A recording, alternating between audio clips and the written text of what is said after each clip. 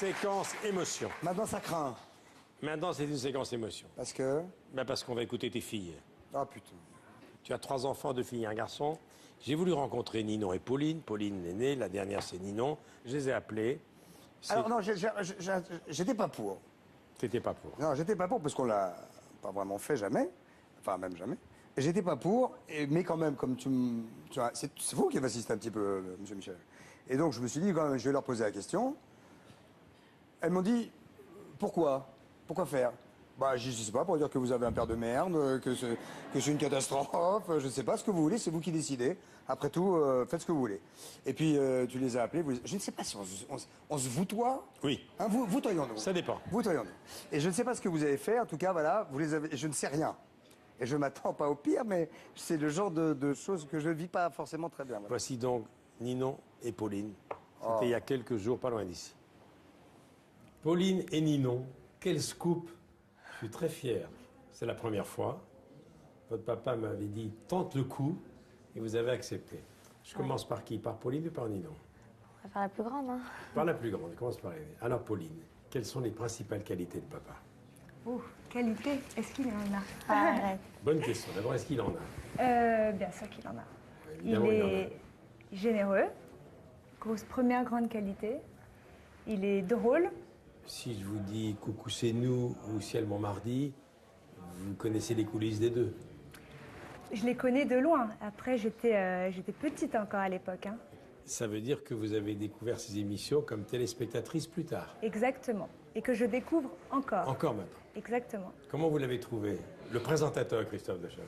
Différent des autres. Bon, après, c'est mon père, donc c'est très particulier de dire ça, mais ouais, différent. Et Coucou c'est nous, c'était extraordinaire. Enfin, moi, j'aurais aimé avoir mon âge aujourd'hui, à l'époque, pour être spectatrice de cette émission, que je trouve extrêmement drôle, bien faite, et enfin, ça n'existe plus vraiment aujourd'hui, quelque chose comme ça, donc, cette émission. Donc, Alors Ninon, qu'est-ce qui représente Christophe de Chavannes pour toi? Ah bah, Tu pour le vois moi- pas avec le regard des téléspectateurs? Non, c'est pas possible. C'est ton papa. Voilà. C'est quelqu'un de très présent, très présent qui, moi, m'a élevé de A à Z, on va dire. Donc, oui, pour moi, c'est plus mon grand-papa, on va dire, que la personne qu'il est à la télé. Évidemment, c'est la même personne, aussi drôle, sympathique, déconneur, etc. Mais c'est pour moi, oui, c'est mon papa avant d'être la personne qu'il est sur les plateaux. Quel est le premier souvenir de petite fille que tu as de ton papa? La première souvenir. fois que tu l'as vu à la télé? Eh bien alors, écoutez, j'étais sur le plateau. C'était à la ferme Célébrité. On venait d'acheter donc le petit chien avec Adek, donc, qui est sur tous les plateaux, etc. Oui. Et je me rappelle en fait que je le suivais tout le temps. En fait, dès que j'étais petite, je le suivais pratiquement dans toutes ses émissions. Et à chaque fois qu'il y avait une coupure, quelque chose comme ça, je courais sur le plateau, je lui demandais plein de trucs alors qu'il avait qu'une seule, il avait besoin d'être très concentré sur ses fiches, sur ce qu'il allait dire, etc. Et je dis alors papa, il dit non, arrête. Et j'ai fait ça ouais, pratiquement sur toutes ses émissions, Bête de scène, jusqu'à la Roue de la Fortune, ouais, voilà. Qu'est-ce qui vous touche le plus chez votre papa? ben moi, je le trouve très, très attachant. Mais vraiment, bon, c'est mon père, c'est bizarre de dire ça, mais même tout ce que les gens vont dire de lui, c'est ça. Parce qu'il n'est pas toujours évident, il a quand même un sacré caractère. Il faut connaître le mode d'emploi. Oui, il faut connaître le mode d'emploi. Alors, le mode d'emploi, il est en plusieurs langues hein, quand même. Hein. Il est compliqué, même pour ses filles. Donc pour les autres, j'en parle pas. Mais même pour nous, il est compliqué. Quel est le plus beau cadeau qu'il vous ait fait? Moi, c'est mon éducation, je trouve. Oui, ton éducation. Ouais. Parce qu'il s'est consacré entièrement à moi, en faisant le rôle du papa et la maman, ce qui est très difficile pour un père de plus de 40 ans, parce qu'il m'a eu à 40 ans. Et donc, ouais, je pense que c'est le plus beau cadeau qu'il m'ait fait, c'est prendre le temps qu'il a pris pour s'occuper de moi de A à Z. Je vous remercie. Merci infiniment. beaucoup. Merci C'est très beaucoup. content. Soyez là. Je pense qu'il va être très touché. On espère. Avec plaisir. Merci à vous. Merci beaucoup.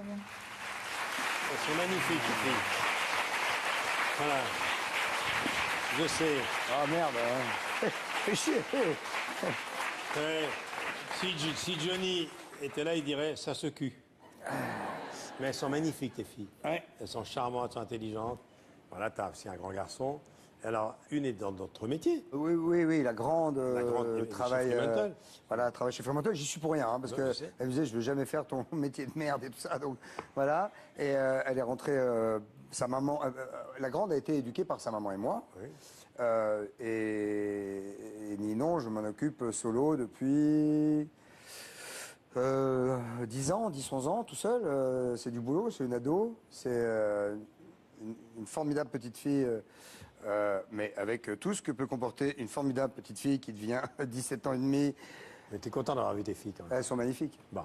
Alors maintenant, on va changer complètement d'atmosphère. Et j'ai un fils de 25 ans, Oui. qui est un type formidable, très drôle, plein de talent et tout ça, mais avec lesquels les relations sont un peu plus compliquées, comme il arrive quelquefois entre un père et son fils, en tout cas entre un fils et son père. Voilà. Tiens, ben, on s'arrête justement. Je dois être un peu chiant pour un garçon, sûrement. Non, t'es pas chiant, t'es d'un calme olympien, mais... Ah non, mais alors, dis-moi. vous savez, c'est pas une question de calme. Non. Non, je suis pas calme. Mais je suis quelqu'un de très gentil, en vrai. Je suis quelqu'un de C'est ce très qu'elles m'ont dit. profond, très gentil. C'est ce qu'elles m'ont dit. Et j'essaye, de toute ma vie, j'ai essayé d'être le plus juste possible. Ça, dans mon travail, dans mon métier, avec mes collaborateurs, avec mes T'es un enfants. anxieux comme nous tous, c'est tout. C'est un métier d'inquiet qu'on fait quand même. Hein. Ouais, c'est ce métier de couille. Hein. Dis-moi, justement, quelle relation tu avais toi avec tes parents? J'ai pas eu le temps de t'en parler jusqu'à maintenant. Alors que je n'ai plus, Oui. j'avais un père très drôle, très beau gosse, qui est mort à 54 balais, donc un peu jeune, Voilà. qui fumait trop, entre autres. J'avais une mère... Ton papa était dans l'immobilier. Hein. Mon père était dans l'immobilier, ouais. Ma mère était formidable, ma mère était J'ai étonnante. croisé une fois ta maman. Ma mère était très dure, avec moi particulièrement. Un peu plus. Moi, tous mes potes adoraient ma mère, Oui. et moi, c'était un peu plus compliqué. Je l'aimais plus que tout, mais je veux dire, les rapports étaient un peu complexes, comme une mère et son fils, et une mère un peu possessive, on va dire. Mais ils ont et- vécu tous tes succès. Hein. Et comme... Non, pas Presque. tellement. Non. Non. Mon père a connu le tout début seulement parce que j'avais 28 ans quand il est mort. Ah, et ta maman a vécu Et beaucoup ma de choses. mère, et c'est ma grand-mère la première personne qui m'a dit tu devrais faire de la télé comme Patrick Sabatier, qui était quand même sa référence. Et je disais, tu sais, moi je connais personne dans le métier, il n'y a aucune raison. Et ma grand-mère, juste avant de mourir, a vu Super Défi, qui était ma toute première émission, qui était un tout petit truc. Donc elle était contente d'avoir vu ça. Et ma mère était, oui, très fière parce que j'ai pas beaucoup de diplômes. C'est moins qu'on puisse dire. Tu as fait une école de gestion immobilière. Tu as vendu des appartements, ce que j'ignorais. Oui, alors, j'ai vendu des appartements, oui, c'était mon premier métier, et j'avais un très bon contact avec les gens. J'ai réussi même à avoir des commissions avant même que l'appartement soit signé. C'est-à-dire que, quand même, ça marchait bien. T'es un escroc, quoi. Non, pas du tout. Ah Non, mais je T'es rigole. fou, non. Je rigole. Alors, pour le coup, je suis une honnêteté, je suis con comme un balai, d'ailleurs. Et ça m'a souvent... Ça, je sais que t'es con comme Valais, mais c'est t'as raté 2-3 occasions dans ta vie. Voilà. Vraiment, t'as été gentil. Hein.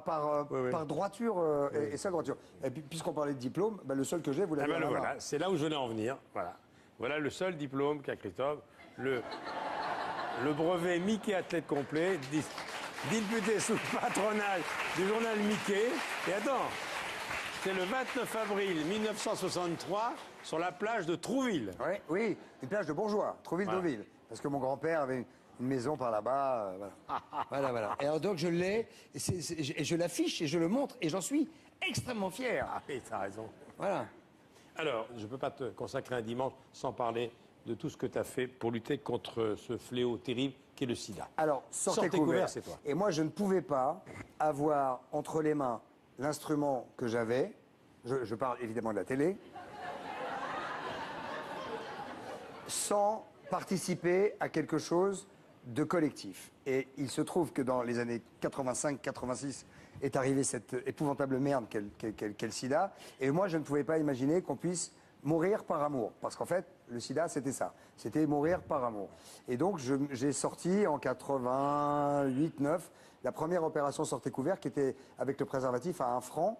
Et j'ai envoyé un train, c'est Patrice déguisé en chef de gare de Lyon, qui a fait démarrer un train, un vrai train, plein de capotes, pour aller dans toutes les plus grandes villes de France. Et je n'ai jamais, depuis toujours, lâché cette opération. Ce qui fait que ce distributeur, aujourd'hui, est en place dans plus de 2000 facultés, crous et autres endroits où les étudiants... Mais il devrait être dans toutes les pharmacies, surtout. Parce que le prix, est un obstacle pour les jeunes. Les jeunes, ils n'ont pas de thunes. Et le prix des capotes est cher. Donc nous, on s'est débrouillé avec Patrick Pisa, qui a cette société qui s'appelle, et Bertrand, son associé, qui ont Polydis, et on peut trouver www.polydis.org, P-O-L-I-D-I-S.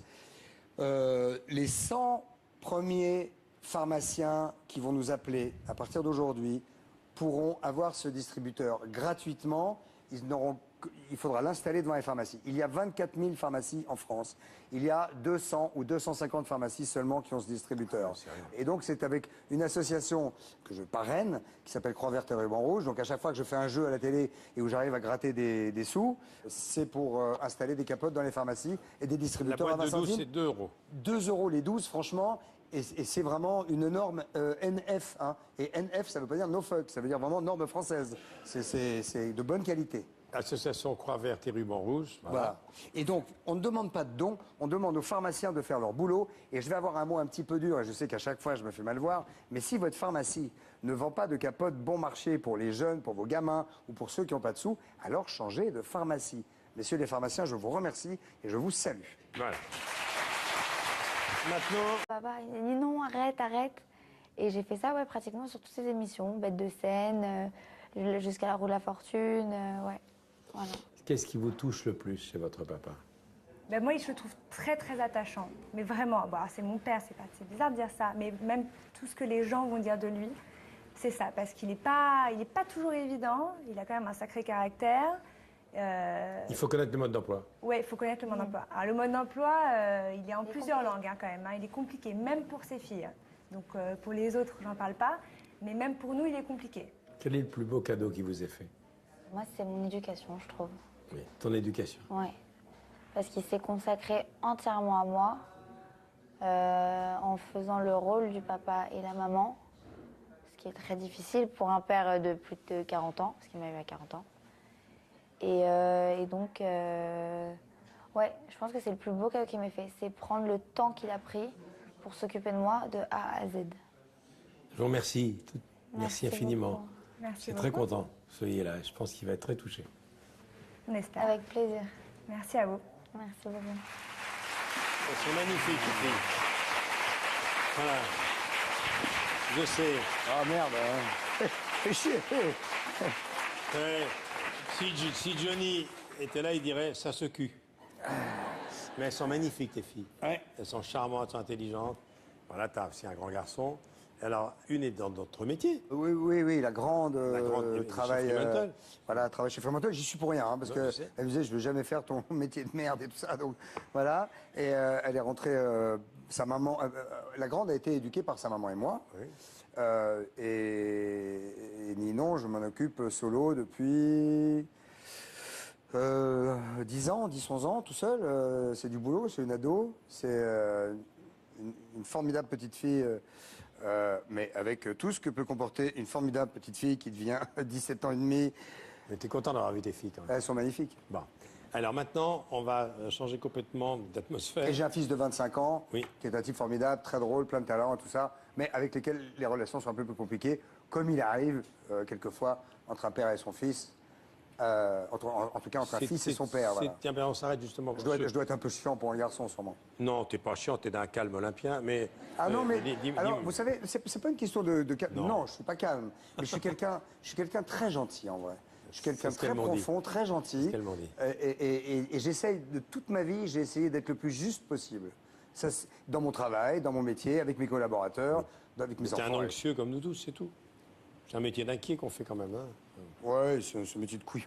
Hein. Dis-moi, justement, quelle relation tu as avec toi, avec tes parents? J'ai pas eu le temps de t'en parler jusqu'à maintenant.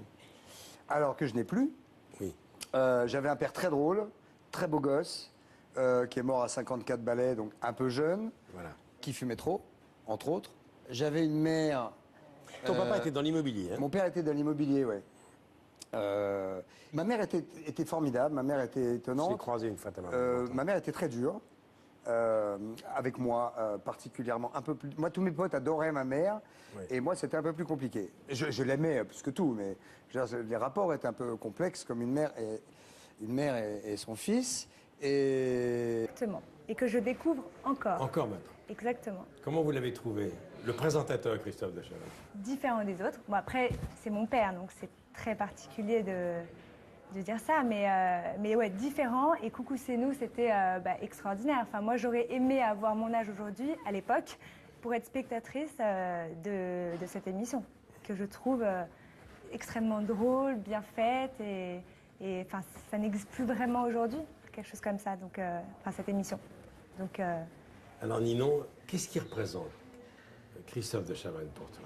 Ah bah, Tu pour ne le vois moi- pas avec le regard des téléspectateurs? Non, c'est ton pas papa. possible. C'est ton papa. Voilà.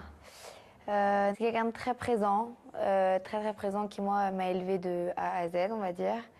Donc, oui, pour moi, c'est plus mon grand-papa, on va dire, que la personne qu'il est à la télé. Évidemment, c'est la même personne, aussi drôle, sympathique, déconneur, etc.